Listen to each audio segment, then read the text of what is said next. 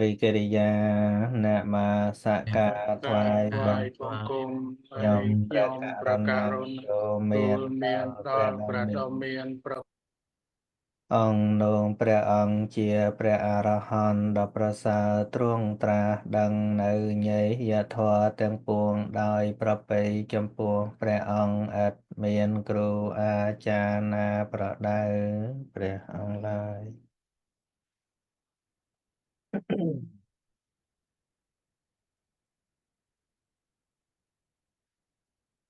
បាទអញ្ចឹងជាបន្តមកនេះយើងបានមកក្នុងភូមិរបស់មនុស្សហ្នឹងហើយហើយមនុស្សហ្នឹងគឺយើងបានដឹងពីនិយមន័យខ្លះនៃពាក្យថាមនុស្ស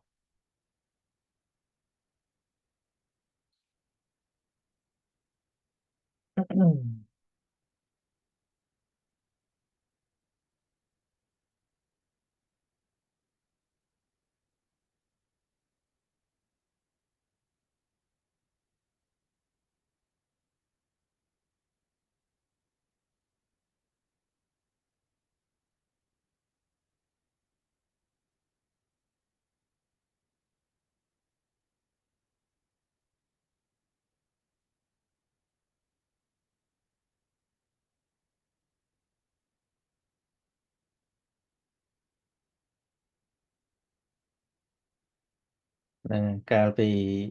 សប្តាហ៍មុនយើងបានដឹងពីនិយមន័យខ្លះរបស់ពាក្យថាមនុស្ស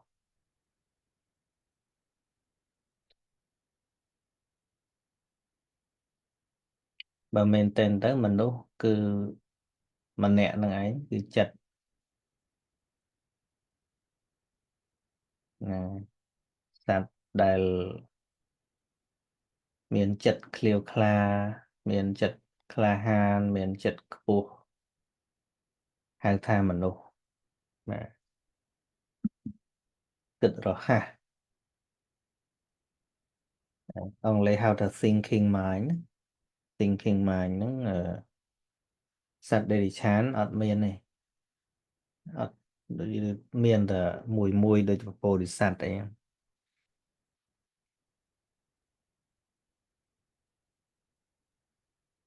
ហើយសត្វដែលឆានបើធម្មជាតិវាមកយ៉ាងណាក៏វាមិនជាលើសគ្នាអីវាមិនអាក្រក់ពេកល្អពេកអីទេដូចឧទាហរណ៍ដូចជាគោក្របីអីឆ្កែឆ្មាអីចឹង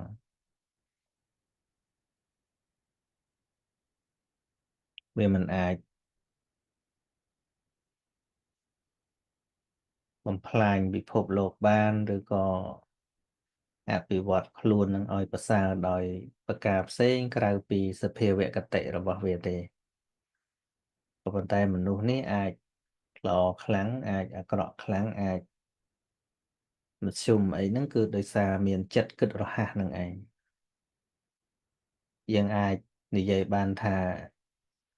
អឺសត្វដែលមានការរស់នៅការធ្វើការនិយាយដោយអំណាចចិត្តនឹងជាប្រមុខហៅថាមនុស្សបាទ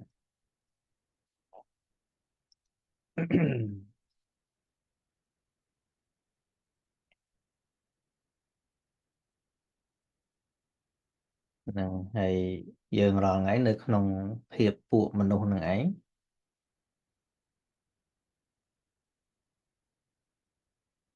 ណា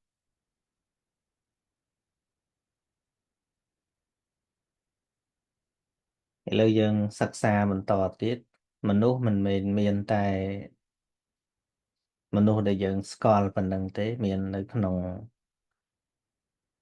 ទ្វីបផ្សេងទៀតដែរ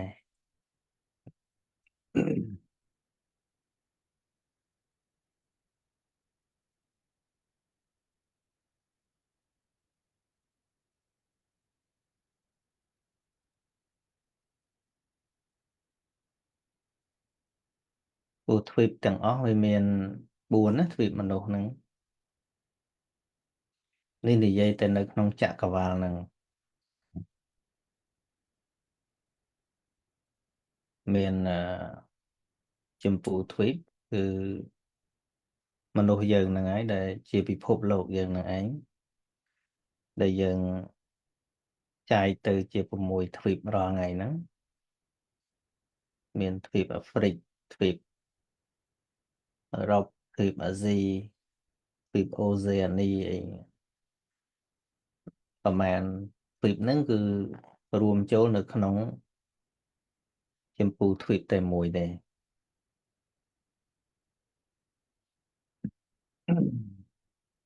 ហើយមានមនុស្សនៅក្នុងទ្វីប3ផ្សេងទៀតមានពពកវិទេហទ្វីប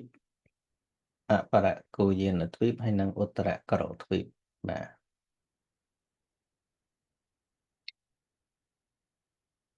ចំពោះមនុស្សនៅក្នុងទ្វីបដទៃនោះយើងគ្រាន់តែរៀនឲ្យដឹងអញ្ចឹងទៅថាឲ្យយើងច្បាស់យ៉ាងណានោះយើងមិនអាចច្បាស់បានទេពីព្រោះជារបស់ដែលយើងពិសោធន៍មិនបានថតមិនបានគ្មានវីដេអូមើលគ្មានរូបថតមើលនៅពេលណាដែលយើងនិយាយពីភពភូមិឋានដែលយើងមិនដែលទៅដល់ហ្នឹងប្រកាសណាស់ថានៅក្នុងចិត្តយើងនឹងបង្កើតក្តីសម័យទៅក្នុងរឿងផ្សេងច្រើនហើយអាចផលិតរូបភាពនៅក្នុងចិត្តគំនិតយើងនឹងខុសគ្នាហ្នឹង ប៉ុន្តែនិយាយទៅគ្រាន់តែរៀនឲ្យដឹងថាមានតែប៉ុណ្្នឹងឬថាមានឲ្យវាច្បាស់លាស់យ៉ាងម៉េចនោះវាមិនមែនជាវិស័យរបស់យើងតែអ្វីដែលយើងដឹងច្បាស់គឺមនុស្សនៅក្នុងចម្ពោះទ្វីបនេះឯងបាទហើយដែលសិក្សាឲ្យឃើញពីទ្វីបដតីហ្នឹងក៏ដើម្បីប្រយោជន៍ដល់យើងទាំងអស់គ្នានៅក្នុងចម្ពោះទ្វីបហ្នឹងដឹងពីលក្ខណៈពិសេសរបស់ខ្លួនមានពេលខ្លះយើងរៀនពីទ្វីបដតីដែលគេមានអាយុវែងស្លាប់ទៅមិនធ្លាក់នរកអីចឹងទៅយើងអាចគិតថាអូនៅក្នុងកន្លែងគេហ្នឹងល្អនៅក្នុងកន្លែងគេហ្នឹងវាប្រសើរជាងចម្ពោះទ្វីបអញ្ចឹងហើយបានជាលោកឲ្យយើងសិក្សាឲ្យដឹងថានៅក្នុងចម្ពោះទ្វីបយើងនេះគឺមានលក្ខណៈពិសេសដាច់លើសមនុស្សនៅក្នុងទ្វីបដទៃហើយនឹងលើសទេវតានៅក្នុងចន្ទតាវតឹងទៅទៀតមាន3នាក់ណាលក្ខណៈពិសេស3ប្រការរបស់មនុស្សចម្ពោះទ្វីបគឺមនុស្សយើងនេះណាយើងរាល់ថ្ងៃហ្នឹងមានលក្ខណៈពិសេសជាងតែយើងអត់ដឹងលក្ខណៈពិសេសរបស់ខ្លួនឯងថ្វាយអង្គមទៅទេវតាហ្នឹងឯងមនុស្សក្នុងចម្ពោះទ្វីបមានគុណសម្បត្តិ3ប្រការខ្ពស់ជាងឬក៏ប្រសើរជាងមនុស្សក្នុងឧត្តរករទ្វីបនិងទេវតាចន្តាវតឹងទៅទៀតគុណសម្បត្តិទាំង3ហ្នឹងគឺទី1សូរភាវៈសូរភាវៈនេះគឺមានចិត្តឃ្លាវខ្លារឹងមាំក្នុងការបំពេញទានសិលភាវនាបាទយើងក៏ធ្លាប់ដឹងដែរថាអឺទេវតាក៏គេអាចធ្វើទានតែឲ្យមានសភាពមាំទាំនៅក្នុងទានដូចមនុស្សអត់ទេគេធ្វើតែម្ដងម្កាលនៅពេលណាដែលជួបអ្នកមានគុណធម៌ខ្ពស់អីចឹងប៉ុន្តែមនុស្សយើងធ្វើទានមានភាពអស្ចារ្យណាស់ធ្វើទានវាត្រូវច្បាំងជាមួយនឹងមច្ឆរិយៈខ្លាំងជាងទេវតាទេវតាឧទាហរណ៍ថាគេចង់ធ្វើទានអីនៅឋានទេវតាអត់មានអ្នកអត់ឃ្លានទេឃើញទេមិនសូវមានឱកាសក្នុងការធ្វើទានអីទេនៅឋានទេវតាយូរគេចុះមកឋានមនុស្សម្ដងហ្នឹង មកធ្វើប៉ុន្តែឲ្យលះបង់ដូចមនុស្សនេះអត់ទេពីព្រោះមនុស្សរបស់ដែលត្រូវធ្វើទានមានកំណត់ជារបស់ដែលរកបានមកដោយលំបាកឃើញទេលុយកាក់ប្រាក់កាសបាយទឹកនំចំណីហ្នឹងមិនមែនចង់ឲ្យបានដូចអាហារទឹករបស់ទេវតាទេអញ្ចឹងទេវតាទោះបីគេឲ្យមិនក៏មិនចេះអស់ដែរដូច្នេះអាសភាពទំហំនៃការលះបង់ធ្វើទានហ្នឹងมันអាចប្រៀបជាមួយមនុស្សបានដែរអញ្ចឹងណាចឹងហើយបានចិត្តរបស់មនុស្សក្នុងចម្ពោះទ្វីបហ្នឹងមានភាពឃ្លាវខ្លាត្រង់ទៅនឹងរបស់ជប់អត់បានទេអត់មានរបស់ណាជប់បានទេតែហ៊ានឲ្យទានเป็นខ្លាំងជាងទេវតាទេទេវតាគេអាងឲ្យមិនចេះអស់នោះរបស់ទឹករបស់តែអញ្ចឹងពីបើនិយាយពីទំហំនៃការលះបង់ឲ្យទានចាញ់មនុស្សយើងហ្នឹងហើយសិលចឹងដែរណាអ្វីក្បត់ថាទ្វីបដតីគេអត់ដាច់សិលក៏ពិតមែនប៉ុន្តែសិលខ្ពស់ដូចមនុស្សចម្ពោះទ្វីបនេះក៏អត់ដែរហ្នឹងហើយគាត់សិល5គេអត់ដាច់ចឹងទៅប៉ុន្តែមនុស្សនេះអាចរក្សាដល់ឧបោសថអាចរក្សាដល់អតិរេកសិលនៅក្នុងចម្ពោះទ្វីបនេះហើយទំហំនៃការលះបង់ហ្នឹងវាខ្លាំងជាងទៀតព្រោះនៅទ្វីបដទៃគេមិនលំបាកក្នុងការប្រកបអាជីវកម្មចិញ្ចឹមជីវិតអីតែយើងនៅក្នុងចម្ពោះទ្វីបនេះរសារសិលខ្លះប៉ះពាល់ជីវភាពហ៎ប៉ុន្តែដោយម្ដេចដែលហៅថាមានចិត្តឃ្លាវខ្លាដោយម្ដេចដែលហៅថាមានចិត្តរឹងមាំហ្នឹងនៅពេលដែលមានសទ្ធាចំពោះសិលហើយទោះបីបាត់បង់នៅចំណូលសម្រាប់ជីវិតខ្លះក៏លះបង់នៅអ្វីដែលវាប៉ះពាល់នឹងដែរណាឧទាហរណ៍ថាឥឡូវលក់សូរ៉ានេះអានឹងលក់ទៅបានលុយច្រើនកោះឈ្នះ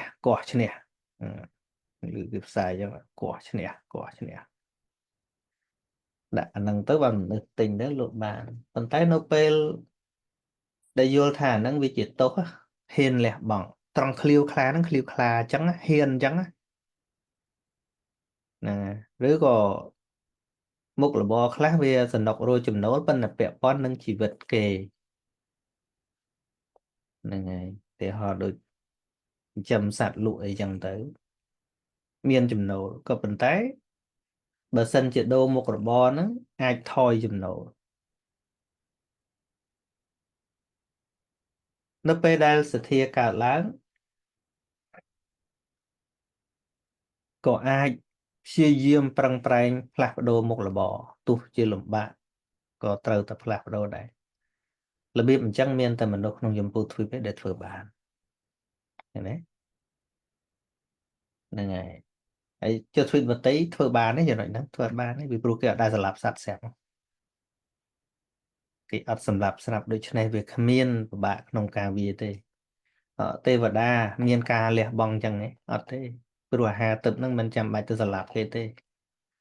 បាច់ពិបាកក្នុងការបង់ធនាគារស្អីមកនោះអញ្ចឹងទំហំនៃការអឺឃ្លាវខ្លាផ្លូវចិត្តដើម្បីរក្សាសិលហ្នឹងมันខ្លាំងដូចមនុស្សទេមនុស្សនេះគឺរាប់តែអ្នកដែលមានឧបនិស្ស័យទេណាមិនរាប់អ្នកអត់មានឧបនិស្ស័យក្នុងទានសិលភាវនាហ្នឹងទេភាវនាចឹងដែរការចម្រើនកុសលការចម្រើនការយល់ដឹងសិក្សាពធអីចឹងពាក់ព័ន្ធនឹងភាវនាណានៅតាវតឹងអត់មានពេលរៀនធម៌ថ្ងៃដូចយើងទេ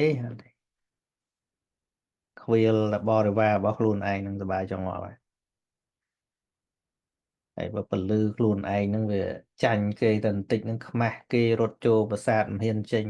អួតតែរឿងសម្បត្តិហ្នឹងឯងអទី2សតិមន្តៈសតិមន្តៈមានសតិតាំងមាំក្នុងគុណបរតនត្រ័យអាហ្នឹងគឺ មនុស្សនៅក្នុងចម្ពោះទ្វីបយើងហ្នឹងក៏អស្ចារ្យជាងមនុស្សក្នុងឧត្តរកោរទ្វីបហើយនឹងឋានតាបតឹងដែរមិនដូចបញ្ជាក់អញ្ចឹងគឺបញ្ជាក់តែអ្នកដែលមានឧបនិស្ស័យទេ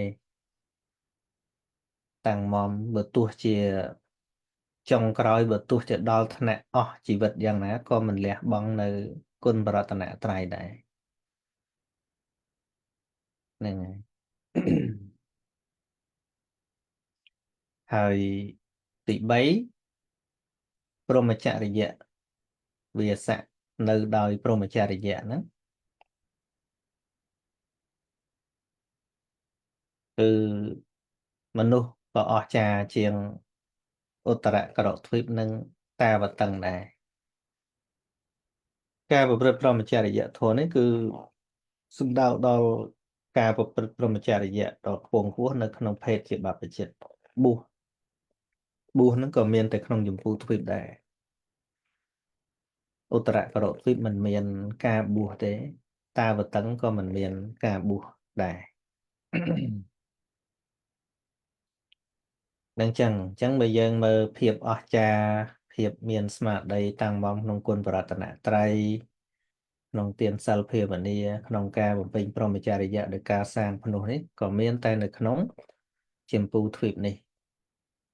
ហ្នឹងយើងអាចដឹងបានហើយ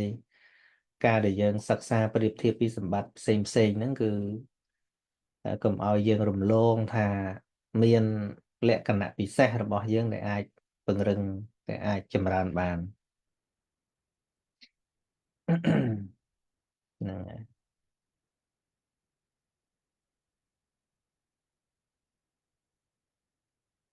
នេះលោកគ្រាន់បញ្ជាក់ពីពពោធិសត្វមិននៅរហូតដល់អាយុកាប់នៅក្នុងទេវលោកទេនៅក្នុង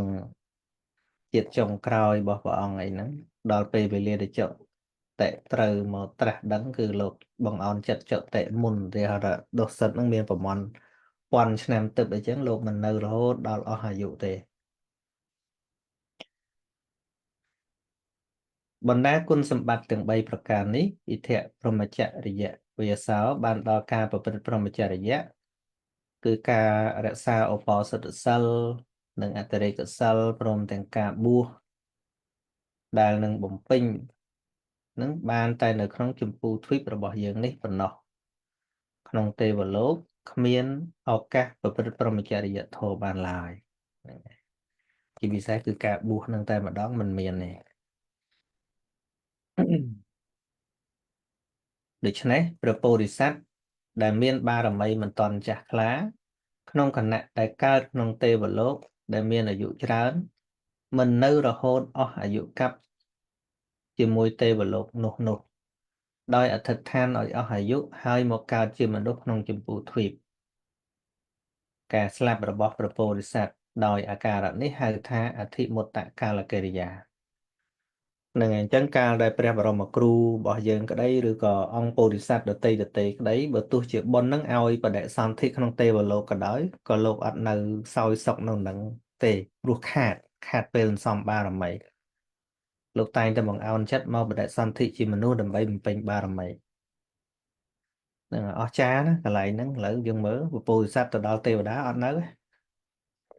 ហ្នឹងហើយព្រះអង្គមកមនុស្សវិញមានឱកាសបំពេញនៅបារមីទាំង10ហ្នឹងមានទានមានសិលជាដើមហ្នឹងបាទអញ្ចឹងកុំភ្លេចថាយើងកំពុងកើតហើយកំពុងរស់នៅក្នុងអឺភពមួយដែលពពោធិសត្វមានបំណងមកបំពេញបារមីហ្នឹងឯងកន្លែងហ្នឹងចឹងបើពពុទ្ធសាសន៍លោកបំពេញបារមីកន្លែងហ្នឹងបានយើងក៏ធ្វើបានតាមចំណែកតាមឧបនិស្ស័យរបស់យើងដូចគ្នាដែរហ្នឹងហើយបើមានសទ្ធាមានសិលតាំងមាំហើយវាមិនដឹងថារកកន្លែងណាដែលល្អជាងពិភពមនុស្សនឹងទៀតឯក្នុងការសំបារមីណាហ្នឹងទេវតាវាខ្សោះហ្មងតែបើគិតដោយអំណាចលោភៈទេវតាអស្ចារ្យពីព្រោះគេមានសម្បត្តិគេសោយសុខអីចឹងណានឹងដោយអំណាចលោភៈទៅទេវតាអស្ចារ្យហើយប៉ុន្តែបើជាដំណើររបស់សទ្ធានិងបញ្ញាវិញអត់មានកន្លែងណាល្អជាងចម្ពោះទ្វីបនេះទេអត់មាន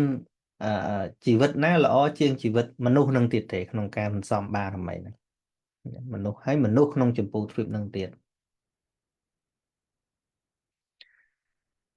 អឺនេះលក្ខណៈពិសេសរបស់អ្នកនៅចម្ពោះទ្វីបគេនៅឧត្តរករុទ្វីបក៏មានលក្ខណៈពិសេសរបស់គេដែរហ្នឹងហើយតែមិនមែនជាការសន្សំបារមីអីខ្ពង់ខ្ពស់ដោយមនុស្សយើងទេនេះមនុស្សក្នុងឧត្តរករុទ្វីបមានលក្ខណៈពិសេស3ប្រការខ្ពស់និងប្រសើរជាងមនុស្សក្នុងចម្ពោះទ្វីបនិងទេវតាចន្ទតាវតឹងសភូមិគុណសម្បត្តិ3ប្រការរបស់មនុស្សក្នុងឧត្តរករុទ្វីបនេះគឺ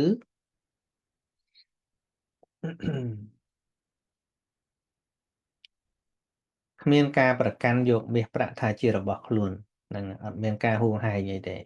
ហ្នឹងហើយអញ្ចឹងហើយបានទំហំនៃការលះបង់ហ្នឹងក៏វាមិនដូចក្នុងចម្ពោះទ្វីបពីព្រោះយើងវាមានការហួងហែងហើយដល់វាមានការហួងហែងរបស់គេរបស់យើងប៉ុន្តែស្រាប់តែយើងអាចលះឲ្យទៅជាទានបានអាហ្នឹងជាភាពឃ្លាវខ្លាក្នុងទានហ្នឹងហើយហើយទីពីរមិនហួងហែងឬកាន់យកនៅកូនប្រពន្ធដីគេថាជារបស់ខ្លួនមានន័យថាมันប្រព្រឹត្តខុសដាច់សិលជាមួយកូនប្រពន្ធអ្នកដទៃទេនិយាយរួមគេមានសិល5ជាប់ជានិច្ចហើយកន្លែងហ្នឹងវាជាធម្មតាទេហើយ មានអាយុវែងដល់ទៅ1000ឆ្នាំជានិច្ច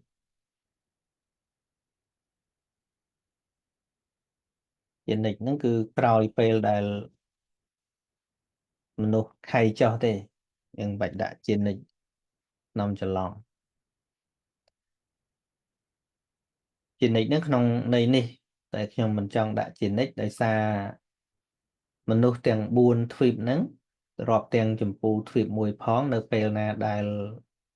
គុណធម៌ចម្រើនឡើងមនុស្សទាំង4ទ្វីបហ្នឹងអាយុកើនឡើងរហូតដល់អសង្ខ័យឆ្នាំដូចគ្នាដែរ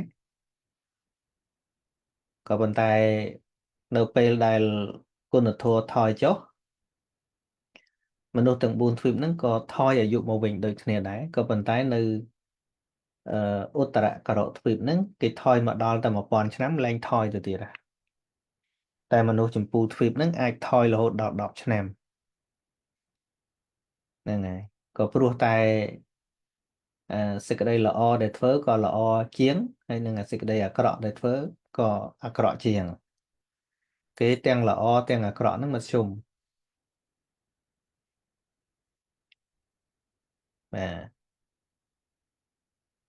ហើយគតិភពគឺនិយាយពីដំណើរបដិសន្ធិរបស់មនុស្សក្នុងឧត្តរករុទ្វីបធម្មតាមនុស្សក្នុងឧត្តរករុទ្វីបមានការរក្សាសិល5ជានិច្ចដូច្នេះកាលស្លាប់ហើយមនុស្សទាំងឡាយនោះរមែងទៅកើតក្នុងទេវលោកញ៉េដំណើររបស់គេនឹងទៀងចឹងដែរស្តៀងនឹងដំណើររបស់ព្រះអរិយបុគ្គលហ្នឹងហើយដោយក្នុងសារតទីបនិដិកាសម្ដែងទុកថាគតិបិនិព្វទ្ធាតតោជីវិតវាសក្កេយវៈនិព្វតន្តិហ្នឹងហើយអញ្ចឹង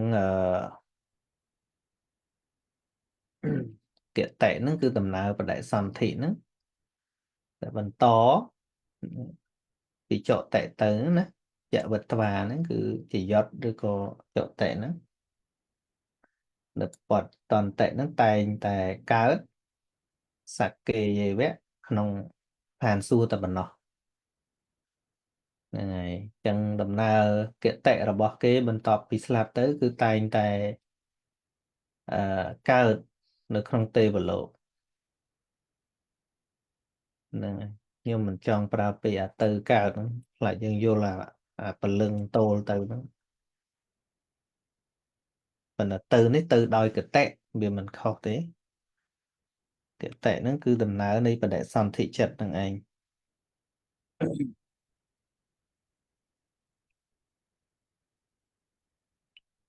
ម្យ៉ាងទៀតសូម្បីតែពោលថាកាលមនុស្សឧត្តរករុទ្វីបស្លាប់ចាកភពចាស់ហើយនឹងត្រូវកើតក្នុងទេវលោកយ៉ាងប្រកបក៏ដោយ ប៉ុន្តែបើពោលដោយវេលាចតិចាកទេវលោក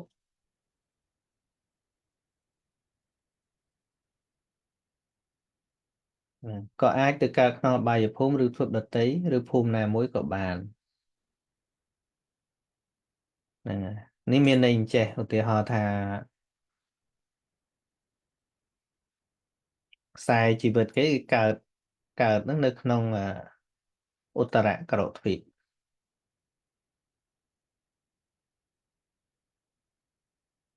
ហ្នឹងហើយមកជីវិតគេហ្នឹងគេអត់ដាច់សិល5ទេអញ្ចឹងមកដល់នេះចុតិអញ្ចឹងបន្ទាប់ពីនឹងទៅគេនឹងបដិសន្ធិក្នុងទេវលោក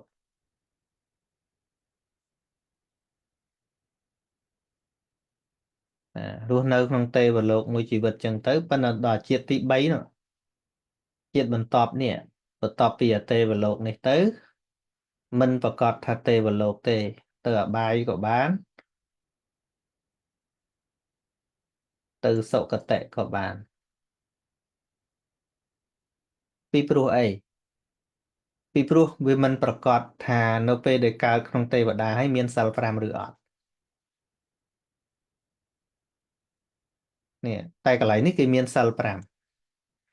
ប៉ុន្តែនៅក្នុងទេវលោកជួនកាលអាឡ័យឆ្លុះអង្វែងជាមួយសម្បត្តិទេវតាហ្នឹងអត់មានសិលក៏មានឬក៏ប្រព្រឹត្តអំពើអាក្រក់អីផ្សេងក៏មានដែរទេវតាមានអាក្រក់ដែរអញ្ចឹងណា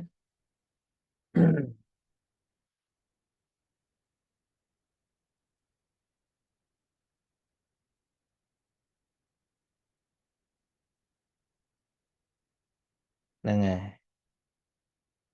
អញ្ចឹងនឹងបញ្ជាក់ច្បាស់ហើយថាដែល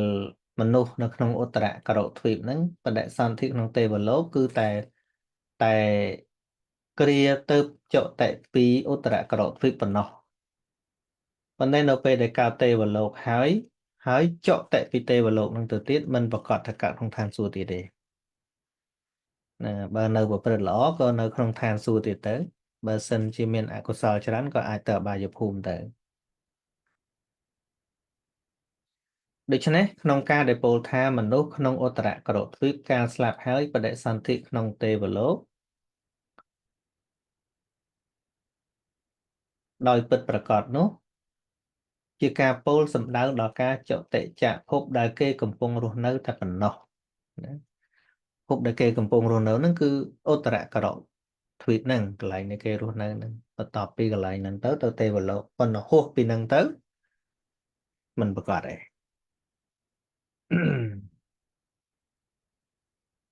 ហ្នឹងហើយនេះយើងរៀនបន្តិចទៅពីទីតាំងនៃទ្វីបទាំង4ហ្នឹង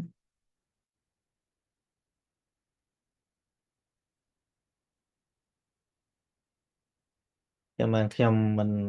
ដកមកច្រើនពេកទេគ្រាន់តែដឹងខ្លះខ្លះចឹងទៅតែយើងដឹងច្រើនទៅចម្ពោះទ្វីបហ្នឹងទីនៅរបស់មនុស្សនេះអាស្រ័យនៅលើផ្ទៃផែនដីដែលមាននៅក្នុងទិសទាំង4ទិសរបស់ភ្នំសេនេរុហ្នឹងហើយមានភ្នំសេនេរុនៅចំកណ្ដាលចំណែកមណ្ឌលដែលនៅសល់ក្រៅពីផែនដីដែលមានមនុស្សអាស្រ័យនៅបានដល់ទ្វីបធំ4ហ្នឹងហើយនិងទ្វីបតូច2000និងភ្នំសត្វបរពតឬក៏សត្វបរិភ័ណ្ឌភ្នំ7 ជាន់ណា7 សតពនោះសុទ្ធតែជាមហាសមុទ្រទាំងអស់ផ្ទៃផែនដីទាំង4ទិសបានដល់ទ្វីបធំទាំង4ដែលជាទីអាស្រ័យនៅរបស់មនុស្សនោះឈ្មោះថាមានឈ្មោះថាពពវិទេហទ្វីបនៅខាងកើតភ្នំព្រះសម័យអបរគោយានទ្វីបនេះនៅពីខាងលិចចម្ពោះទ្វីបនេះនៅពីខាងត្បូងហើយនិងឧត្តរករុទ្វីបនៅពីខាងជើង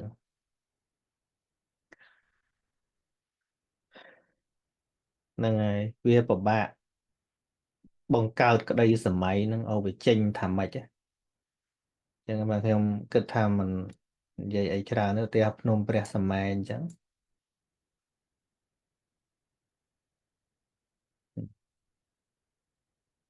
ខាងត្បូងយើងអាចគូខាងក្រោមចេះមកនេះចម្ពោះទ្វីប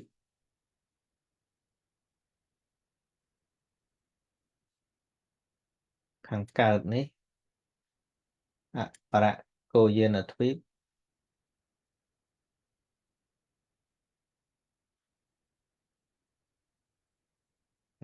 ខាងលិចនេះសុំទោសខុសបពវិទេសទ្វីបនេះអបរកូយានទ្វីបហើយខាងជើងនេះឧត្តរក្រោកទ្វីប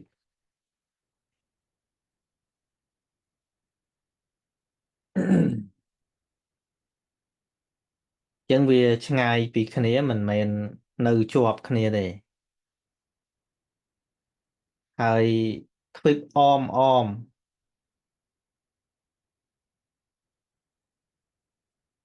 តូចអមទ្វីបហ្នឹងគឺ500ទ្វីបទៀត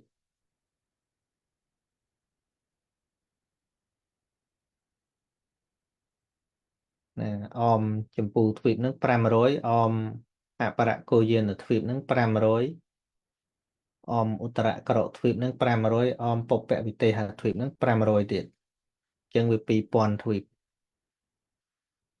ហើយមកសួរបញ្ជាក់ខ្ញុំថាអាម៉េចអាម៉ាហ្នឹងខ្ញុំមិនដឹងទេ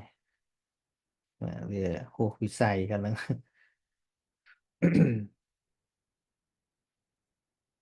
ណា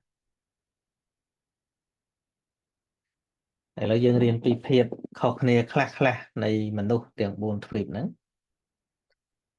មនុស្សក្នុងចម្ពោះទ្វីបតាំងនៅទិសខាងត្បូងនៃភ្នំសនេរុពួកមនុស្សទាំងនេះមានរូបរាងសន្តានផ្ទៃមុខដូចពងមាន់ឬពងក្រពើចឹងពងក្រពើមុខពងក្រពើមនុស្សយើងពូទ្វីបឬក៏បីជ្រុងបីជ្រុងយើងអាចគូសាកមើលបីជ្រុង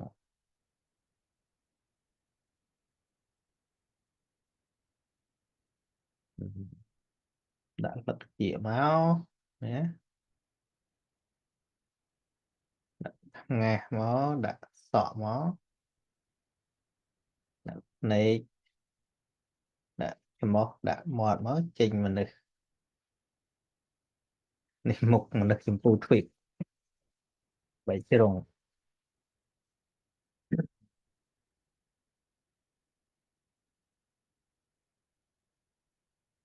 មានអាយុមិនថិតថេរទេ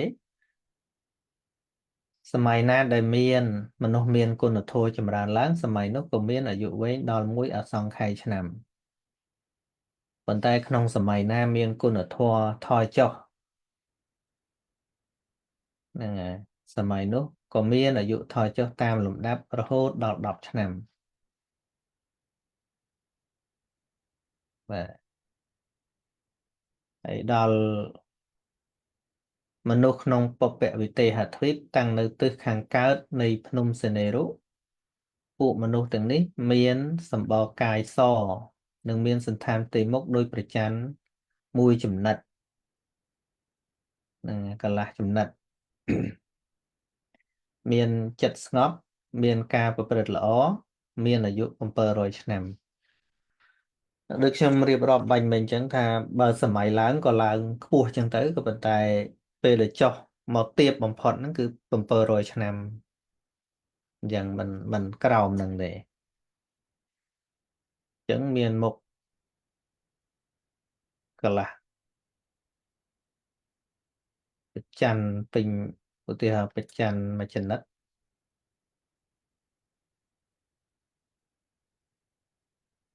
ហ្នឹងនឹងមុខល្មិចទេមុខនេះគូ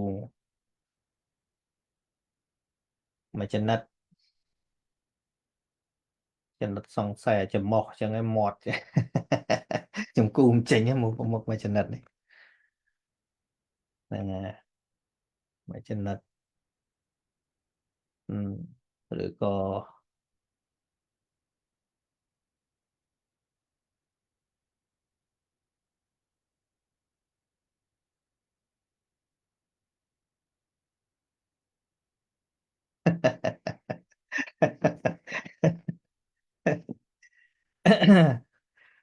ហ្នឹងហើយ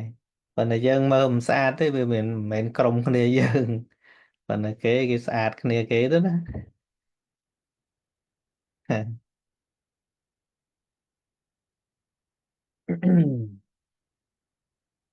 ហើយ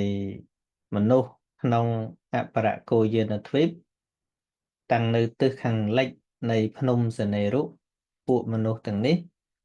មានសន្តានផ្ទៃមុខដូចព្រះច័ន្ទពេញវង្សនឹងមានអាយុ500ឆ្នាំនៅពេលដែលចុះទាបបំផុតណាដូចព្រះច័ន្ទអាយុ500ឆ្នាំអញ្ចឹងព្រះច័ន្ទពេញវង្សហ្នឹងវាអញ្ចឹងហើយ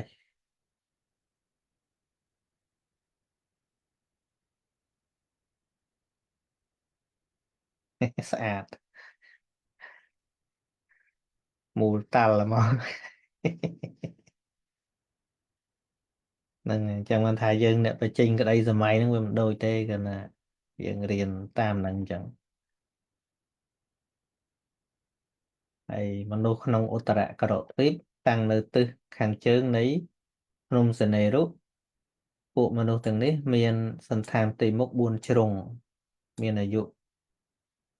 ទាបបំផុតហ្នឹង1000ឆ្នាំ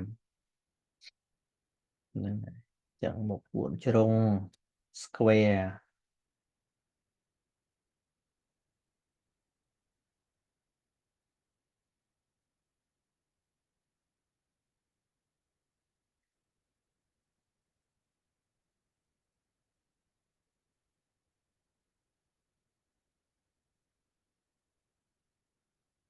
នេះសង្ហាយើងគេ ហើយខ្ញុំគូចង់មូលសង្ស័យជ្រុងយ៉ាងហ្នឹងហើយមិនក៏ចឹងទៅយើងថាតាមតែកាពីដីកាចឹងដែរយ៉ាងណាក៏យើងមិនអាចឃើញបានដែរបាទទោះបីជារៀបរាប់ច្រើនប៉ុណ្ណាក៏វាជាការរៀបរាប់ហើយយើងបានត្រឹមតែស្រមៃតែអ្វីដែលជាតម្លៃរបស់យើងគួរតែដឹងត្រង់ចំណុចខាងលើនេះនេះដែលយើងគួរដឹងហើយគួរចម្រើនតទៅដើម្បីកុំឲ្យឱកាសហ្នឹងកន្លងបាទ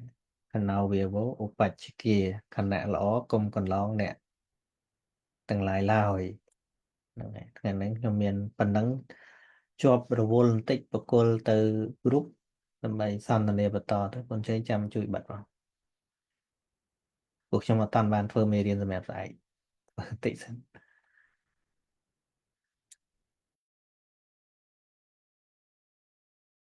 តើបានសួរផងលោកគ្រូទៅបាត់ហើយចាអញ្ចឹង3តម្រងមុខ3មិញយើងមុខយើងល្អជាងគេ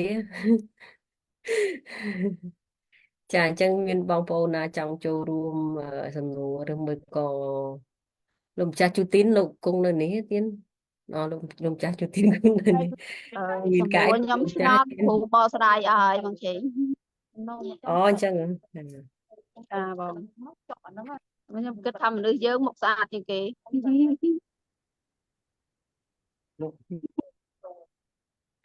ចា យើងថាពួកយើងស្អាតពួកគេថាពួកគេស្អាតដែរហ្នឹងហើយយើងអាបាយណាស់ អូខេអញ្ចឹងសូមអញ្ជើញផ្ដល់ឱកាសនៅទៅបងឃីមហុងបងអញ្ជើញបង ជាបឋមសូមនមស្ការព្រះរតនត្រ័យសូមថ្វាយបង្គំព្រះសង្ឃគ្រប់ព្រះអង្គជំរាបសួរលោកគ្រូជំរាបសួរញាតិធម៌ម្ដងទៀតខ្ញុំចង់ពុតសួរលោកម្ចាស់ជូទីនថាតើការចិញ្ចឹមជីវិតមិនដែរនៅក្នុងឧត្តរក្រទ្វីបហើយនិងទ្វីបទាំង3អញ្ចឹងបើគេរក្សាសិល5រហូតចង់ដឹងជាការចិញ្ចឹមជីវិតគេបែបណា ណាសូមមុនទៀមចាស់លោកម្ចាស់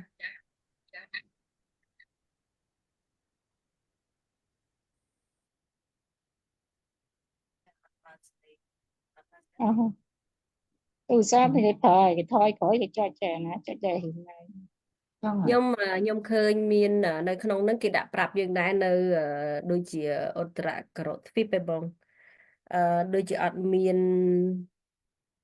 មិញតែឃើញហ្នឹងឯងគ្មានការប្រកាន់យកមាសប្រាក់ថាជារបស់ខ្លួនហួងហែង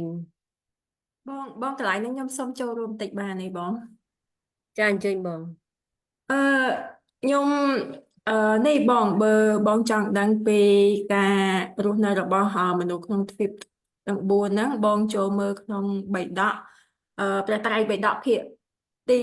19ទំព័រទី19ដល់ទំព័រទី105ហ៎បងឯហ្នឹងមានគេនិយាយពីការរស់នៅរបស់មនុស្សក្នុងឧត្តរគ្រុទ្វីបហើយនិងទ្វីបពីរទៀតហ៎បងហើយចំពោះសំណួរបង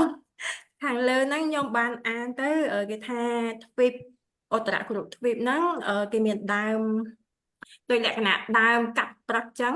ពេលដែលមនុស្សគេចង់បានអីគេទៅបន់ដើមហ្នឹងទៅគឺបានហើយមនុស្សនៅក្នុងទ្វីបហ្នឹងគឺអត់មានលោភៈអីអត់មានដូចថាការចង់បានច្រើននេះទេគេចង់បានតែមកល្មមដែលគេចង់បានមកល្មមហើយគេនេះគេក៏តែប៉ុណ្្នឹងទៅបងអត់មានលោភលន់អីច្រើនទេមនុស្សនៅក្នុងទ្វីបឧត្តរគ្រុទ្វីបហ្នឹងហើយប៉ុន្តែ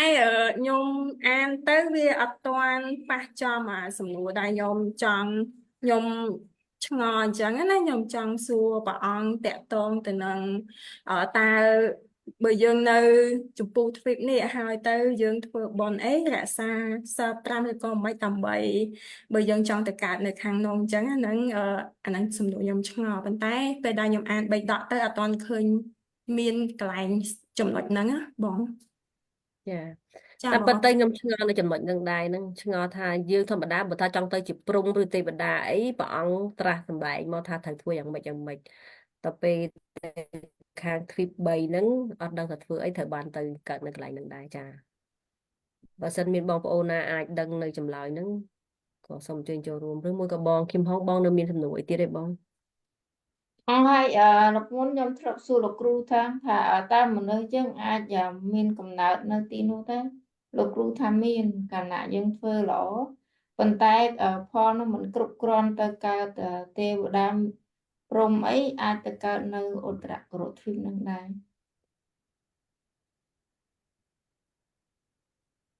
អរគុណអ្នកប្រាប់បៃដកហ្នឹងឲ្យចាំមើលខ្ញុំទៅស្រាវជ្រាវ មិញ ខ្ញុំ បង អត់ ថា មាន នៅ អី 3ដក19មែនទេបង3ដក19ណា បងចាំមើលខ្ញុំ share link ដាក់ចូលនៅក្នុងឆាតគ្រប់ឆាតបង ចាអរគុណច្រើនបងចាតែក្នុងបន្ទប់សំណួរចម្លើយហ៎បង ចាបងចា ចាអរគុណចឹងសូមអញ្ជើញលោកពូលីវយី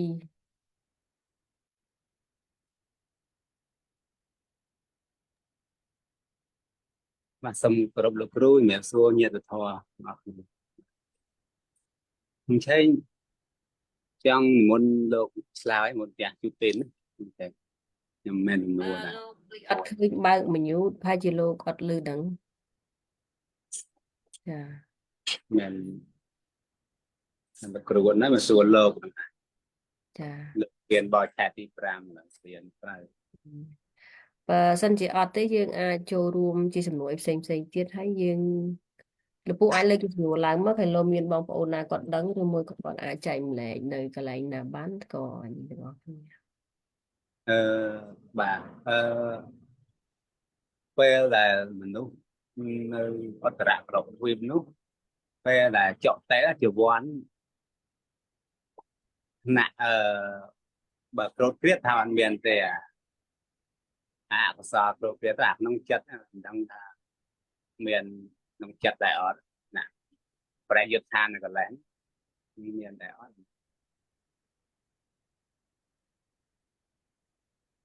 បើតាមខ្ញុំគិតប្រហែលជាអត់មានទេវាព្រោះអីគ្រប់គ្រាតអត់មានទេវាព្រោះមានទិសដៅវាចុតិទៅបដិសន្ធិនៅទេវលោកអត់មានទេគ្រប់គ្រាតបងអនុស័យអត់មាន កាលសម័យប្រពុតយើងតាមដែលដឹងរឿងមកខ្លះមានសទ្ធិមួយចូលទីកសទ្ធិកាលហ្នឹងដូចគាត់បានប្រពន្ធជាអ្នកនៅអត្តរគ្រុទ្វីបហ្នឹងហើយចូលទីកសទ្ធិដូចទេវតានាំមកអីគូគាត់ហ្នឹងហើយមករស់នៅយើងនេះកាលដែរ chẳng như tha hiệp dương không mà chia hàng chứ tuần phú hiệp dương hay nè đã nơi tin nó ai mà luôn nơi bàn đấy mình đấy lọc tạp cái rừng mình xem អត់ធ្លាប់ទេហេតុដូច្នេះហើយបាទខ្ញុំចង់សួរថារបៀបរស់នៅដូចថាគេបរិភោគអីគេរស់នៅយ៉ាងម៉េចចឹងចង់ដឹងអញ្ចឹងបានយកមកប្រៀបធៀបថាហេតុអីប្រពន្ធសេដ្ឋីហ្នឹងមកនៅភូមិមនុស្សយើងចំពោះទ្វីបបានខ្ញុំចង់ដឹងថាគេញ៉ាំអីដើម្បីរស់ ចាស់chút tên ở thời muốn cho này rồi lại ở chú bà អាហ្នឹងហួសវិស័យយើងគិតមែនណាអាហ្នឹងតា ជួន ម កាល ពិត ចាបើតាមខ្ញុំគិតប្រហែលជាជួនកាលដូចជាទេវតាខ្លះចឹងដូចចង់អីទៅគេមានមហាទឹករបស់គេនៅទៅឆ្អែត phần đăng rương lá yêu á lỡ mình sơ chỉ qua lần rương nữa bàn lệch ở mình muốn tiền để chạm ra đây tha đời giờ stray nó vô dùng năng hay dùng co mà tại mẹ đòn thì hay đam là hồn chẳng á tam tại bỏ tập quyền nó cũng đam là hồn ở trẻ ó co nè ấy bàn và ba đã chia sẻ tàu nó hơi vì miền đó rồi nó hơi chọn bàn ở giá giờ tiếp thì lại hơi thấy ở nhà diện luôn nhớ chọn bàn cả lăng đây và ba đã chia tàu nơi nơi cột ma đây hay bàn từ thì mỗi bầy đà nó hay rồi miền bùn non chọn bàn cả lăng mình từ lực cọp từ bà ha từ vay còn sẽ thấy miền bón cua đối dạ nó tam thằng thui nó miền trăng tất cả mình ai từ đà ban này chia tàu nó xã bón được sẽ thấy nó khu là bón miền trăng tề và đà thì na cà phê và ba xong bây giờ đặt những còn mai từ đàm tì cả lại bà hay sẽ thấy những đôi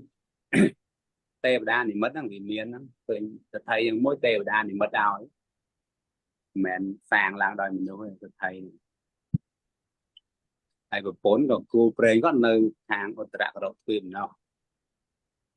hay ban lâu được thấy nó còn cha rương đăng rương thà và ba chưa tổ và đánh cục rong mình lúc chẳng mô lá nó từ chọn ba là mặt cọt năng tiết đó nè bàn cọt từ đạp hồ tới bàn đằng hay gạo nó tôi thấy chúng ta bà trọt tầm bát tầng ó nó bà nhôm bọn mình ao tới là nát cứ là nó ngọt bàn xong bây giờ bà ta xong bây giờ chiên con nè bà nhôm mình ao ấy cứ men cầm lang phân nát ở đó rồi chiên nó hay bàn gạo nó có ba đã chưa to lưu tha cầm láng kháng ai nó gọi là lư xô đó mình bá tha họ ban của cua sai tóc hát láng con đây đó chỉnh chiên nó không riêng đây sự thấy họ đuổi chứ này nó đuổi chứ đâu pe sự thấy tha chẳng ai bị tránh còn là đặt tay từng giống chụp vẽ mà ban lâu sự thấy sống về chứ sự thấy sống về tha xong mấy để chia chẳng là đạm lại chẳng có con chả la không có sao nó còn bua tới ban làm lại chụp ra là hạt hay sầm bát đằng on nó tuy cái lại đằng on nó có tê và đà nó có dọc từ quanh ta ở miền tây nó hay mình nu một có đại nơi ở trạc độ khuyến có tới quanh đây tới và lồng trang ba ban chia tiếng đấy xong môn liền hay chỉ lục trang vốn lấy lục tu chẳng dừng vậy bị kho ấy với các bạn ra cái cha pin đâu dạ dương người bị ấy xem tới bờ sinh trình đi dương sự tình đây cái lại để dương tu riêng đấy và nhom nực hình kho đài tập bông đừng lọc nhom tơ vọt cái em đưa con cả tháng kho mà trả kho lọ bật rúa nè rúa kho mà trả hay bàn rất mình nhom có នឹកឃើញចង់និយាយធម្មចាក់ហ្នឹងជាមួយពុទ្ធបរិស័ទដែលថាគាត់បានរៀនអភិធម្មដែរអញ្ចឹងទៅក៏ខ្ញុំប្រៀបធៀបថាអញ្ចេះថាពុទ្ធបរិស័ទដែរព្រោះអញ្ចឹងព្រោះធម៌ណាព្រោះធម្មចាក់ហ្នឹងណាឥឡូវខ្ញុំគាត់ប្រៀបធៀបថាខ្ញុំធ្វើជាងអញ្ចឹងខ្ញុំប្រៀបធៀបថាខ្ញុំសួរគាត់ថាពុទ្ធបរិស័ទស្គាល់ម៉ូតូអត់គាត់ថាស្គាល់ហើយដល់ខ្ញុំសួរថាអញ្ចឹងពុទ្ធបរិស័ទហ្នឹងស្គាល់ថាវាខូចអីលន់អីដែរស្គាល់ដឹងថាវាខូចអីលន់អីដែរទេគាត់ថាអត់ដឹងទេអត់ដឹងថាខូចអីលន់អីទេហើយអញ្ចឹងបាត់ខាងដូចខ្ញុំកើតទេហ្នឹងក៏អត់ដែរហើយបានខ្ញុំឆ្លេះសិនខ្ញុំថាឥឡូវបងប្អូនធ្លាប់ឮធម្មចាក់លោកសូត្រធម្មចាក់ធ្លាប់ស្ដាប់ទេគាត់ថាធ្លាប់អញ្ចឹងតើធម្មចាក់ហ្នឹងព្រះអង្គនិយាយពីអីអត់ដឹងទេហើយព្រោះជាព្រោះហើយអញ្ចឹងបើអត់ដឹងអញ្ចឹងបញ្ញាចម្រើនទេអត់ទៀតអញ្ចឹងព្រោះរហូតអញ្ចឹងព្រោះរហូតហើយចឹងបាននឹកឃើញធម្មចាក់ហ្នឹងព្រះអង្គសម្ដែងពីបរិវត្តដាក់3ហ្នឹងអាការៈ12ពុទ្ធបរិស័ទធ្លាប់ស្ដាប់ហ្នឹងមែនទេហើយកិច្ចមគ្គចិត្តព្រះអង្គសម្ដែងដែលបរិញ្ញាតបកិច្ចកិច្ចដែលគួរកំណត់ដឹង4លោកគ្រូហើយយើងរៀននៅក្នុងកម្មបទហ្នឹងឃើញលោកគ្រូនិយាយហ្នឹងនៅក្នុងមេរៀនយើងចិត្តចេតសិកកាត់តនោះហើយបានខ្ញុំនិយាយរឿងបរិវត្តដាក់3បន្តិចហើយព្រះអង្គសម្ដែងថាចក្ខុកើតឡើងហើយញាណកើតឡើងហើយវិជ្ជាកើតឡើងហើយពលឺពីស្វាងកើតឡើងហើយដល់តថាគតដែរពីមុនព្រះអង្គដែរបានលឺដែរបានស្ដាប់ទេថាហ្នឹងជាទុក្ខសច្ចៈអញ្ចឹងហើយទុក្ខសច្ចៈហ្នឹងស្អីគេគឺជាតិចរិយាជាតិធិមរណៈទុក្ខតោមនោះនិយាយទៅអនិច្ចំទុក្ខំអត្តាជាដើមហ្នឹងហើយបាទមួយទៀតចក្ខុកើតឡើងហើយវិជ្ជាកើតឡើងហើយខ្ញុំបាច់អានអស់ខ្ញុំគាត់ថាពលឺស្វាងហើយដល់អាគុតដែលពីដើមពីមុនព្រះអង្គដែលបានស្ដាប់បានលឺបានស្ដាប់ថាជាទុក្ខសមុទយអរិយសច្ចៈដូច្នេះឡើយអញ្ចឹងបាន2ហើយសមុទយអរិយសច្ចៈហ្នឹងគឺបានដល់កាមតណ្ហា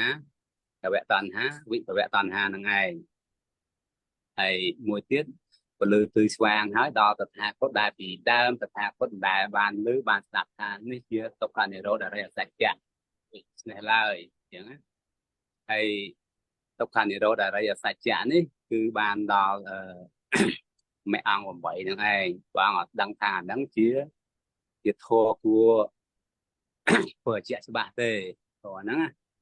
ពីមុនព្រះអង្គដែលដឹងថាធម៌ហ្នឹងធ្វើជាក់ច្បាស់ទេហើយបានមួយទៀតបន្តទៅចក្ខុកើតឡើងហើយញាណកើតឡើងវិជ្ជាកើតឡើងហើយពលឺគឺស្វាងកើតឡើងដល់តថាគតតែពីដើមព្រះអង្គដែលបានលឺបានស្ដាប់ថានេះជាទុក្ខនិរោធធគមនីបដិបទាអរិយសច្ចៈដូច្នេះឡើយអញ្ចឹង4ហ្នឹងធម៌4ហ្នឹងធម្មចក្រដែលព្រះអង្គចង់ប្រកាសសម្ដែងទៅបានព្រះអញ្ញាកោណញ្ញៈហ្នឹងបានសម្រេចពួកយល់ដឹងព្រះអង្គថាអញ្ញាសិវតភោកោណញ្ញោហ្នឹងគឺថាបានចេះដឹងហើយនៅក្នុងធម៌ហ្នឹងហើយព្រះអង្គចែកជាបរិវត្តដាក់3ហ្នឹងបានន័យថាក្នុងតួតច្ចៈហ្នឹងមាន3អញ្ចឹងសច្ចញាណព្រះអង្គថានេះជាទុក្ខអរិយសច្ចៈសច្ចញាណហ្នឹងហើយដល់កិច្ចញាណហ្នឹងព្រះអង្គថាហ្នឹងគួរកំណត់ដឹងធម៌ហ្នឹងគួរកំណត់ដឹងហើយកតញ្ញញាណហ្នឹងព្រះអង្គថាតថាគតបានចម្រើនព្រះអង្គបានធ្វើឲ្យជាក់ច្បាស់ហើយហ្នឹងបាន3ក្នុងទុក្ខសច្ចៈហ្នឹងព្រះអង្គបាន3អាការៈ3ណាដល់សមុទយអរិយសច្ចៈមួយទៀតព្រះអង្គថាសច្ចញាណហ្នឹងព្រះអង្គថានេះជាសមុចង់និយាយថា កាមតណ្ហា3មិនហ្នឹងឯងថាជាសមុទយអរិយសច្ចៈព្រះអង្គហ្នឹងហើយត្រូវហើយសមុទយអរិយសច្ចៈព្រះអង្គថាមិនដែលដឹងទេព្រះអង្គថាពីមុនមកមិនដែលលើបានមិនដែលដឹងទេថានេះជាសមុទយអរិយសច្ចៈឡើយអញ្ចឹងណាហើយដល់ពេលសច្ចញាណនេះព្រះអង្គចង់ប្រាប់ថាគួរកំណត់ដឹងធម៌ហ្នឹងគួរតែលះព្រះអង្គថាគួរតែលះហើយដល់កិច្ចញាណនេះព្រះអង្គថាតថាគតលះបានហើយធ្វើឲ្យជាវាបានហើយហ្នឹងណាព្រះអង្គហ្នឹងបានអាការៈ6អញ្ចឹងនៅ2ទៀតនិរោធសច្ចៈហ្នឹងសច្ចញាណព្រះអង្គថាជាធម៌គួរធ្វើឲ្យជាក់ច្បាស់ធម៌គួរធ្វើឲ្យជាក់ច្បាស់អត់ដឹងថាទុក្ខនិរោធហ្នឹងអរិយមគ្គអង្គ8ហ្នឹងជាធម៌គួរចម្រើនទេព្រះអង្គដែលដឹងទេថាធម៌ហ្នឹងគួរធ្វើឲ្យជាក់ច្បាស់ទេព្រះអង្គដែលដឹងទេសច្ចញាណកិច្ចញាណព្រះអង្គថាតថាគតបានធ្វើឲ្យជាក់ច្បាស់ហើយព្រះអង្គបានធ្វើឲ្យជាក់ច្បាស់ហើយនៅក្នុងអរិយមគ្គអង្គ8ហ្នឹងណាហើយនឹងហើយចុង3កតញ្ញញាណនេះព្រះអង្គថាព្រះអង្គបានធ្វើឲ្យជាក់ច្បាស់ហើយអញ្ចឹងណានឹងបរិវត្តហ្នឹងបានអាការៈ9នៅមួយទៀតគឺសច្ចញាណហ្នឹងព្រះអង្គថាជាធម៌គួរចម្រើនហើយកតញ្ញបច្ចញ្ញាណហ្នឹង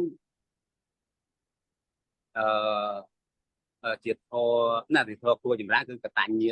សច្ចកិច្ចញ្ញាណនៃធម៌គួរចម្រើនដល់ពេលសច្ចញ្ញាណនោះចង់ខាងហ្នឹងបាទហើយវាអត់វាស្តៀងគ្នាទេមួយគួរព្រះអង្គចម្រើនបានហើយបាទធម៌ហ្នឹងព្រះអង្គគួរចម្រើនធម៌ដែលគួរ កន្លែងអរិយមគ្គអង្គ8ហ្នឹងមែនទេលោកពូ ហ្នឹងហើយបាទជាធម៌គួរចម្រើនហើយដល់មកកតញ្ញញាណនេះព្រះអង្គថាតថាគតចម្រើនបានហើយព្រះអង្គគួរ នឹងអត់មានផ្លេសសល់អីទៀតទេនឹង បាទតែតើទៀតទេប៉ុន្តែខ្ញុំព្រោះ4ហ្នឹងព្រោះតាំងលោកគ្រូសំដែងដល់កន្លែងមួយទៀតនេះកន្លែងមគ្គចិត្តណាបហា4យ៉ាងមគ្គចិត្តណាដែលបហាដែលសោតាហ្នឹងបហាម្ដងសសកទាបហាម្ដងទៀត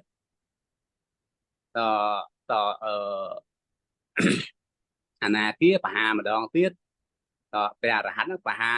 យុទ្ធធម៌4ហ្នឹងបហាម្ដងទៀតគឺ4គុណនឹង4ស្មើនឹង16ហើយ16ហ្នឹងហៅថាសោលសកិច្ចស្លាប់លឺសោលសកិច្ចហ្នឹងណាបាទអញ្ចឹងទី1ហ្នឹងគឺសញ្ញាឈប់សញ្ញាបាត់ហ្នឹងហៅអីហ៎អង្គលេខ អានេះមិនវិថីមគ្គណាអីលោកពូនេះប្រហែលជាព្រះអង្គចង់សម្ដែងពីបរិវត្តដាក់3ហ្នឹងគឺព្រះអង្គត្រាស់ដឹងសច្ចធម៌4នេះដែលគេហៅ ហ្នឹងហើយ គេហៅថាអាការៈ12 បាទមិញហ្នឹងអាការៈ12ហ្នឹងរាប់មិញហ្នឹងហើយ ក៏ប៉ុន្តែមិញលោកពូថាអាហ្នឹងពេលដែលលោកបានសម្រេចសោតាលោកបានប្រហារម្ដង បាទបហា4ហ្នឹងតែមើលបរិញ្ញាតបកិច្ចហ្នឹងនឹកឃើញបរិញ្ញាតបកិច្ចដែលព្រះអង្គថាបរិញ្ញាតបកិច្ចហ្នឹងជាធម៌គួរកំណត់ដឹងញ៉េហើយបហា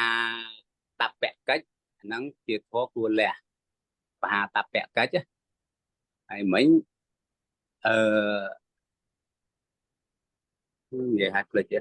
ដំបូងមិញគួរកំណត់ដឹងហ្នឹងផ្លេចបានឈ្មោះទី2បហាតបៈ សច្ចញាណអី អសច្ចញាណនឹងប្រវត្តិដែរបងតែអានេះ មានប បរិអឺ អាការប រិ ពី ញាក់ធរ something អត់ចាំទេខ្ញុំភ្លេចអាហ្នឹងបាត់ហើយអាហ្នឹងពេលដែលយើងមេរៀនយើងរៀននិយាយពីព្រះសម្មាសម្ពុទ្ធណានៅពុទ្ធគុណណាក៏លោកគ្រូ បា មាន ទ បញ្ជាក់នៅកន្លែងហ្នឹង ហ្នឹង ដែរ ហើយហ្នឹងអាការៈ12ហ្នឹងហើយពុទ្ធគុណវីដេអូទី2ហ្នឹងព្រះ ក៏ អង្គ តែមិញខ្ញុំចាប់ឆ្ងល់ថាពេលដែលលោកពូមានប្រសាសន៍ថាកិច្ចទាំង12ហ្នឹងបានន័យតែបហា4 ដង បាទបា4ដង បហា4 ដង បរិញ្ញាអបកិច្ចហ្នឹងគួរកំណត់ដឹងអាកំណត់ដឹងហ្នឹងនៅក្នុងសច្ចៈនៅក្នុងទុក្ខសច្ចៈហ្នឹងដែរហ្នឹងបងមិនចឹងបហាតបកិច្ចហ្នឹងកន្លែង មែនទេបើតាមខ្ញុំចាំចេះតាមខ្ញុំចាំក្នុងសច្ចៈធម៌4ហ្នឹងណាវាមានបរិវត្តៈមកសច្ចៈហ្នឹងដូចជាទុក្ខសច្ចៈហ្នឹងវាមាន3 ហ្នឹងហើយអាការៈ3ហ្នឹងហើយ ចាដល់ពេលសមុស្សយសច្ចៈហ្នឹងវាមាន3ដែរ បាទអាការៈ ហើយ 3 គេ ទៀត យក3ហ្នឹងគុណនឹង3ហ្នឹងគុណ4វា12មែន បាទ មែនពេលដែលមគ្គចិត្តម្ដងវាបហាម្ដងទេវិថីមគ្គចិត្តដែលវាបហាហ្នឹងគឺមានតែពៀនជាអារម្មណ៍វាបហាកលេសណាដែលនៅពិចារណាគេហៅពិចារណាកលេសណាដែលអស់កលេសណាដែលនៅសល់ទេច្រឡំនេះឡើងហ្នឹង បងចាំស្ដាប់វីដេអូមើលវីដេអូទី32បងចាំស្ដាប់វីដេអូ32 គេហៅវិថីបញ្ចវេកនវិថីអានោះផ្សេងទេ បាទ បញ្ចវេកនវិថីហ្នឹងអានោះវិថីចិត្តផ្សេងទេណាមិនជាវិថីចិត្តនេះសម្រាប់បរិវត្តដាក់3នេះទេខ្ញុំចាំដូចខុសគ្នាពីរហ្នឹងមានបងប្អូនណាដឹងអត់អាចចូលរួមបានណា ទី1ចាំមើលលោកគ្រូសំដែងហ្នឹងទី1គឺបរិញ្ញាតបកិច្ចគឺធម៌គួរកំណត់ដឹងទី2បហាតបកិច្ចធម៌គួរលះហើយទី4ទី3សាច់ សច្ចកៈអូ សច្ចកាតបកិច្ចសច្ចកាតបកិច្ចហ្នឹងធម៌គួរធ្វើឲ្យជាក់ច្បាស់ហើយដល់ភាវេតបកិច្ចធម៌គួរចម្រើន អាហ្នឹងនៅក្នុងអរិយនៅក្នុងអរិយមគ្គនៅក្នុងសច្ចធម៌4តែមិនមែននៅក្នុងមគ្គចិត្តណាបានន័យថាអញ្ចេះបានន័យថាឥឡូវឧបមាថានៅក្នុងបរិវត្តដាក់3ហ្នឹងបើយើងលើកពីទុក្ខសច្ចៈមកវាមានអាកិច្ចទី1ហ្នឹងសច្ចញ្ញាណហ្នឹងបានន័យថាព្រះអង្គត្រាស់ដឹងនៅទុក្ខសច្ចៈហើយដល់ពេលទី2ហ្នឹងកិច្ចញ្ញៀនហ្នឹងជាធម៌ដែលព្រះអង្គគួរកំណត់ដឹងវាអត់មែននៅក្នុងវិថីមគ្គចិត្តដែលនេះទេនៅវិថីមគ្គចិត្តពេលដែលមគ្គចិត្តកើតឡើងមកថាលោកបានសម្រេចសោតាអញ្ចឹងមគ្គចិត្តកើតហើយផលហើយបានមានបញ្ចវេកនៈមានបញ្ចវេកនៈវិថីហ្នឹងហើយមាន4វិថីទៀតដែលរត់ទៅអានោះផ្សេងពីអានេះទេ ហ្នឹងហើយ ចាអានោះវិថីផ្សេង ធម៌ហ្នឹងដល់លោកគ្រូបានបកស្រាយបានធម៌ហ្នឹងមានជំរឿនបន្តិច អញ្ចឹងឥឡូវយើងផ្ដល់ឱកាសហ្នឹងទៅបងឈ្មោះច័ន្ទផាសិនណាเนาะគាត់លើកដៃយូរដែរឯង បាទ ចាសូមអញ្ជើញបងស្រីឈ្មោះច័ន្ទផា ចាបងសូមអត់បើកវីដេអូទេ ចាអញ្ជើញបង ចាតាក់ទងរឿងលោកគ្រូបរៀនយើងពីភពអីប្រហែលហ្នឹងណាហើយខ្ញុំដូចជាសន្និដ្ឋានយើងទៅចែកគ្នាលេងមិនដឹងជាការគិតហ្នឹងត្រូវឬខុសណាឃើញថាពុទ្ធព្រះអង្គប្រោសសត្វដែលមានជីវិតហ្នឹងគឺនៅលើភពផែនដីយើងហ្នឹងមួយហើយនៅគេហៅអីចម្ពោះទ្វីបចឹងណា ចា ចាហើយមួយទៀតទៅឋានទេវតាហ្នឹងក៏ព្រះអង្គបានយើងទៅនិមន្តទៅដើម្បីបរៀនធម៌បរៀនអីចឹងដែរ ហ្នឹងហើយ ចាហើយប៉ុន្តែដូចជានរុអីព្រះអង្គអត់ទៅទេដោយសារតែអាហ្នឹងវាជាលទ្ធផលចុងក្រោយនៃបាបកម្មហើយអញ្ចឹងអត់អាចទៅស្រោចស្រង់បានទៀតទេហើយដូចជា ធ្លាប់ ព្រំ បងសំកាត់តិចដូចជាធ្លាប់មានគេព្រះអង្គបើកឋានទាំង3ណាព្រះអង្គធ្លាប់ទៅតា ចាប៉ុន្តែទៅហ្នឹងក៏មិនមែនមានន័យថាទៅបរៀនដូចយើងនៅមនុស្សលោកឬក៏ទេវតាដែរ គ្រាន់តែទៅដើម្បីជាបេសកកម្មមកផ្លែតមិនខ្ញុំអត់ដឹងហ្នឹងតែដឹងថាព្រះអង្គធ្លាប់ទៅតែមិនដូចយើងទេចឹងហ៎បង ចា ចាហើយទៅដូចថាព្រំអីអញ្ចឹងមានព្រំដែលព្រំដែលថាខ្ញុំភ្លេចឈ្មោះព្រំអីដែលថាព្រំហ្នឹងស្ងប់ស្ងាត់រហូតទៅរាប់កាប់ទៅហើយដែលលោកគ្រូច្រើននិយាយថាខាតហ្នឹងណាហ្នឹងក៏ព្រះអង្គអត់ដែលទៅដាស់ដើម្បីឲ្យមកស្ដាប់ធម៌ព្រះអង្គរៀនដែរចា មានអរូបព្រំចាហ្នឹងគេហៅ អញ្ចឹងចាត្រូវហើយបងអញ្ចឹងចង់និយាយថាមានភពច្រើនមានដែលថាសត្វច្រើនដែលព្រះអង្គអត់អាចទៅដែលថាការទៅប្រោះសត្វរបស់ព្រះអង្គក៏មានលីមីតដែរដូចប្រែតដូចអីក៏ព្រះអង្គមិនដែលទៅប្រម៉ែប្រមូលពួកហ្នឹងមកស្ដាប់ធម៌អីក៏មិនដែលដែរអញ្ចឹងដល់ពេលអាហ្នឹងវាចិត្តវាសុទ្ធតែជាលទ្ធផលចុងក្រោយនៃបាបកម្មណាដែលព្រះអង្គបាក់ទៅប្រោសណាប៉ុន្តែដូចជា ពិត ឋា ទៅ ននេះ ចេះ ឋាន សុំកាត់បងឡើយហ្នឹងតែពិតទៅព្រះអង្គប្រោសអ្នកមានឧបនិស្ស័យ ចាត្រូវហើយអញ្ចឹងអ្នកដែលថាធ្លាក់ទៅជាប្រែទៅជាអីហើយគឺវាផុតហើយវាដូចវា too late ណា អញ្ចឹងដូចជាយើងឃើញឋានមនុស្ស3ទៀតណាក្រៅពីយើងនេះដែលយើងរៀនមិញហ្នឹងក៏សុទ្ធតែជាមនុស្សថាឥឡូវជាមនុស្សដែលថានៅមានសិលមែនដូចឋានណានោះមានសិល5ណាអញ្ចឹងមិនដឹងថាប្រពុតដែលយាដែលនិមន្តទៅកន្លែងហ្នឹងដើម្បីប្រោសដើម្បីបរៀនអត់ហ្មងណាចង់ដឹងតែដឹងណាហើយឃើញថាធម៌រាល់ថ្ងៃហ្នឹងជាឧទាហរណ៍ជាការបរៀនអីហ្នឹងច្រើនតែជាទ្រឹស្ដីពុទ្ធសាសនាក៏ច្រើនតែយកទៅបទពិសោធន៍នៅក្នុងឋានមនុស្សលោកចម្ពូទ្វីបហ្នឹងដែរតែមិនដឹងថាមានបទពិសោធន៍ដែលព្រះអង្គបានទៅឋាន3មនុស្សទៀតនឹងអត់ណាអញ្ចឹងយើងក៏គិតថាបើសិនយើងអត់ដឹងហ្នឹងទេស្រាប់តែយើងផងខ្លួនទៅភពមនុស្ស3ទៀតទោះបីថាភពមនុស្ស3ទៀតមានការកាន់សិលច្រើនប៉ុន្តែដូចជាអត់មានឱកាសក្នុងការសាងកុសលណាអញ្ចឹងបងយល់សំណួរខ្ញុំហ៎ចង់និយាយថាមិនដឹងថាពុទ្ធគាត់ទៅ3ឋាននឹងទៀតអត់ហើយព្រោះឋានហ្នឹងសុទ្ធតែជាមនុស្សល្អដែលថាមានឱកាសក្នុងការសាងកុសលទេអញ្ចឹងខ្ញុំឆ្ងល់ទៅនឹង ចាបើតាមខ្ញុំគិតទៅដូចថាសាងកុសលភពគេហ្នឹងគេសិតតែអ្នកមានកុសលហើយពីព្រោះគេកាន់សិល5គេសិតតែជាកុសលហើយតែដែលថាអាចសម្រេចជាទៅជាអរិយបុគ្គលឬមួយអាចទៅសម្រេចទៅជាដូចជាមគ្គបុគ្គលណាមួយហ្នឹងអាហ្នឹងខ្ញុំអត់ទាន់ដឹងច្បាស់ទេពីព្រោះដោយព្រះអង្គទៅប្រោសហ្នឹងទៅប្រោសឲ្យរួចចាកផុតទុក្ខរួចចាកផុតទុក្ខហ្នឹងដូចជាចាប់ដើមតាំងពីសោតាឡើងទៅរហូតដល់ព្រះអរហន្តណានឹងបានរួចចាកផុតទុក្ខចាបើគ្រាន់តែជួនកាលទៅប្រោសឲ្យព្រះអង្គបរៀនគ្មានខ្វះអីពេលដែលព្រះអង្គគង់នៅហើយមានពុទ្ធបរិស័ទនៅចិត្តព្រះអង្គនឹងច្រើនអ្នកខ្លះអត់មានឧបនិស្ស័យជួបព្រះអង្គហើយក៏អត់បានសម្រេចធម៌អីដែរ ចាអញ្ចឹងដូចជាភពផ្សេងទៅឥឡូវថាគាត់មានសិល5ចុះ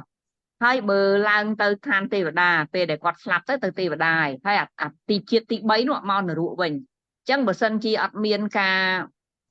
គេថាអប់រំចិត្តបន្ថែមដូចយើងហៅរំលឹកដើម្បីឲ្យសិលហ្នឹងកាន់តែមានទៅបីទៅឋានណាក៏ដោយអញ្ចឹងអានឹងមិនដែរណោះ តែពិតទៅមិនមែនថាដឹងតែភពទី3ត្រូវទៅនរកអីណាវាអាចបើសិនបើគាត់ទៅដល់នៅក្នុងទេវតាហ្នឹងលោកគាត់បានសាងកុសលឬសាងអកុសលកម្មអីមួយគ្រាន់តែអាចទេតែបើសិនជាលោកនៅមានសិលលោកនៅតែកាន់ខ្ជាប់ទៅអាហ្នឹងក៏លោកអត់អាចទៅជាទៅឋាននោះដែរក្នុងករណីដែលប្រហែលសូម្បីឋានមនុស្សយើងក៏ដោយឋានព្រំក៏ដោយក៏អាចធ្លាក់ចុះមកបន្តគ្នាដែរហ្នឹងទៅលើបច្ច័យហ្នឹងទៅលើការសាង ក្នុងពេលបច្ចុប្បន្នហ្នឹងដែលអាចជាបច្ច័យចៈនរកបានមិនមែនច្បាស់ថាដល់ជាតិទី3ហ្នឹងត្រូវទៅនរកអីវាអាចគ្រាន់តែអាចប៉ុណ្្នឹងឯងគ្រាន់តែប្រហែលកន្លែងហ្នឹងលោកចង់បញ្ជាក់ថាបន្ទាប់ពីជាតិទី2ហ្នឹងប្រកាសជាមិនអាចធ្លាក់នរកបានទេពេលដែលចុតិនៅឋានឧត្តរកុត្តរទ្វីបហ្នឹងហើយបើសិនជាលោកអស់បនទៅលោកអាចធ្វើកើតនៅក្នុងឋានទេវតាហើយបានអាចបន្តមកនរកបានមិនមែនថាបន្តពីនឹងចុះទៅនរកហ្មងអត់ទេប្រហែលជាលោកចង់នៅកន្លែងហ្នឹងឯងហ្នឹងហើយមិនមែនបានន័យថាភពទី3ហ្នឹងនឹងទៅជានរកមែនទេនឹងទៅឋាននរកអត់ប្រកបទេចាបន្តមានឱកាសក្នុងការសាងកុសលនៅពេលដែលទៅអាជាតិមួយហ្នឹងណាអញ្ចឹងហើយជាអញ្ចឹង ចា កន្លែងហ្នឹងខ្ញុំចង់សង្កត់ខ្ញុំចង់បញ្ជាក់ថាគ្រាន់តែលោកចង់បញ្ជាក់ថាពេលដែលចុចតិនៅក្នុង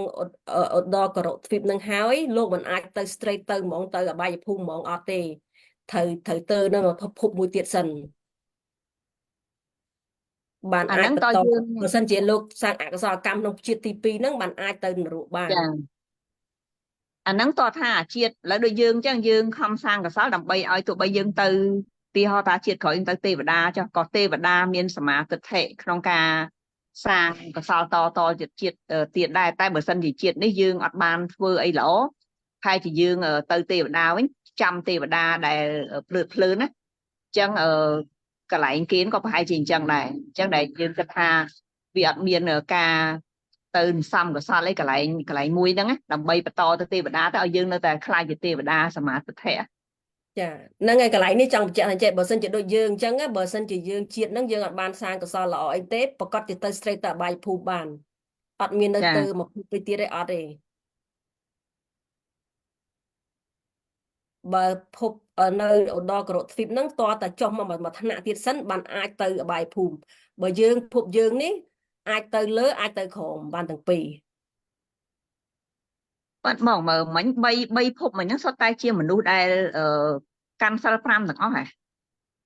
នៅក្នុងហ្នឹងលោកបញ្ជាក់តា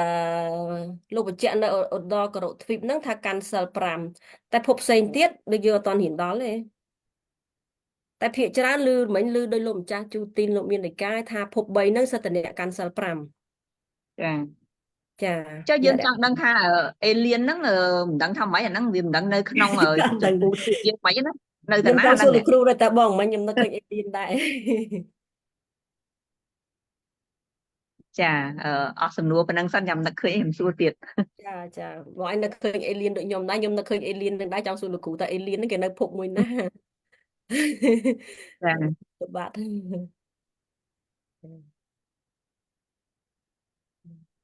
អឺ ឥឡូវបើអត់មានសំណួរយើងខ្ញុំអាចសុំភាសារឿងនេះបានទេ ចាអញ្ជើញបងលើក ពេលលោកគ្រូចាលោកគ្រូអញ្ជើញមកថ្ងៃណាថ្ងៃ10ប្រហែល18ហ៎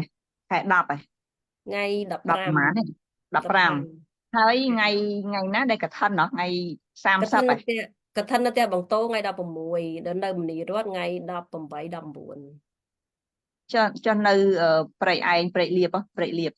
ពេជ្រលៀបបងអ្នកមីងផល្លា ព្រៃលៀប ហ្នឹងហ៎អ្នកមីងផល្លាថ្ងៃ ចា 30 ចាថ្ងៃ30គាត់ចង់ដឹងថាបើសិនជាយើងធម្មតាយើងកឋិនយើងត្រូវទិញស្បង់ជីពរត្រៃហ្នឹងណាហើយមិនដឹងថាលោកនៅវត្តព្រៃលៀបហ្នឹងដូចថាយើងទិញរបៀបម៉េចដូចជាវត្តគោលតឹងអញ្ចឹងលោកបានមានសន្និការថាលោកវាត្រូវការសពុត2ជាន់ណាដើម្បីកុំឲ្យស្ដើងពេកអញ្ចឹងហើយអញ្ចឹងខ្ញុំច្រើនទិញតម្រូវតាមហ្នឹងអញ្ចឹងទៅព្រោះយើងអត់ចង់ថាទិញទៅប្រសងអត់ប្រើមិនមែនថាប្រសងឬគុណភាពប៉ុន្តែតាក់ទងទៅនឹងថាម៉េច អញ្ចឹងបងទៅអត់ ចា លោកជំរាបលោកមានន័យការប្រាប់បងថាចង់បានមិនអញ្ចឹង ចាដោយសារអត់ចង់ឲ្យទិញទៅខុសអញ្ចឹងលោកវត្តគោលតឹងថាត្រូវការ2ជាន់ដើម្បីកុំឲ្យស្ដើងចុះពេលលោកជួនកាលលោកស្លៀកតែគេហៅអីអាស្បង់អញ្ចឹងណាចាដើរហ្នឹងគឺស្ដើងពេកអញ្ចឹងលោកក៏ពិបាកលោកត្រូវការពិបាកយកទៅដេកអីមួយជាន់ថែមទៀតអញ្ចឹងណា បងអើយបង កន្លែង បង ហ្នឹង ខ្ញុំសុំចែកបទពិសោធន៍ខ្ញុំតិចបានទេកន្លែងហ្នឹង ចាអញ្ជើញ ចាបងដោយសារតែខ្ញុំពេលដែលខ្ញុំធ្វើកឋិនអញ្ចឹងខ្ញុំច្រើនទៅទិញនៅហាងវិសាខាអញ្ចឹងហាងហ្នឹងម្ចាស់ហាងហ្នឹងគាត់ធ្លាប់បួសជាលោកពីមុនមកអញ្ចឹងឧទាហរណ៍ថាខ្ញុំចង់ទិញមាត់ត្រៃទៅគោតតឹងអញ្ចឹងគាត់ដឹងហើយថាវត្តនៅវត្តនៅគោតតឹងហ្នឹងប្រសង់ហ្នឹងគាត់ស្លៀកស្បង់ពណ៌អីទំហំប្រហែលអីប្រហែលអញ្ចឹងគាត់មានក្រិតគាត់ប្រើ